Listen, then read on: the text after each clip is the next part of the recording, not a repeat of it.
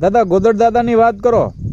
હા એટલે ગોદર દાદાનો મેં તો જો કે સાંભળેલું છે, જોયું ભાર્યું તો નથી. બરાબર. એટલે બાવાજી એક હતા ને એ જે તલાય અત્યારે હાલમાં છે, અને અહીંયા ડેરીઓ હતી અને ડેરીઓ છે હતી, અહીંયા બાવાજી રહેતા. પણ કયું ગામ? જેસડાના તલાઈની પાર ઉપર. બરાબર.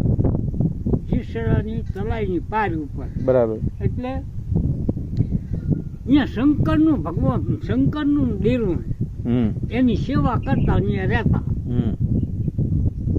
એમાં એમ કહે છે કે એક સમયે બાપુ આવું સાંભળ્યું કે અહીંયા બાપુ ચમત્કારી છે ને આમ છે ને તેમ છે, તો કે મારે દર્શન કરવા આવવું છે. કોઈને એવું સાંભળ્યું? એવું સાંભળ્યું ધ્રાંગધ્રા બાપુએ. ધ્રાંગધ્રા મહારાજજીએ? હા. બહુ સમય ઉપર. બરાબર. કોણ તેજી કોણ રાજા છે શું હશે આપણને ખબર નથી. પછી બાપુ એમને મળવા આવ્યા. દર્શન કરવા આવ્યા ટૂંકમાં. દર્શન કરવા આયા ગોદર દાદાને દર્શન કરવા આયા. ગોદર દાદા એટલે એ બાવાજીનું નામ. એટલે દર્શન કરવા આયા. એ સમય ઉપર બાપુને તાવ આવેલો. તાવ બહુ આવેલો. એટલે તાવ આવેલો એટલે કોકે કીધું કે બાપુ કે તમને દરબાર મળવા આવે કે મળવા આવે કે ભલે આવે. તો અત્યારે સન્માન એવું નથી ને, ત્યારે સન્માન કેવું હતું કે કોઈ એવો મોટા માણસો આવે તો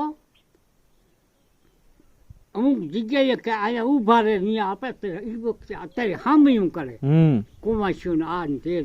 એ વખતે અહીંયા મદ્રાસમાં પાથરે. બાપુ એના ઉપર હાલે, નીચે ન હાલે. એટલે બાપુ આયા એટલે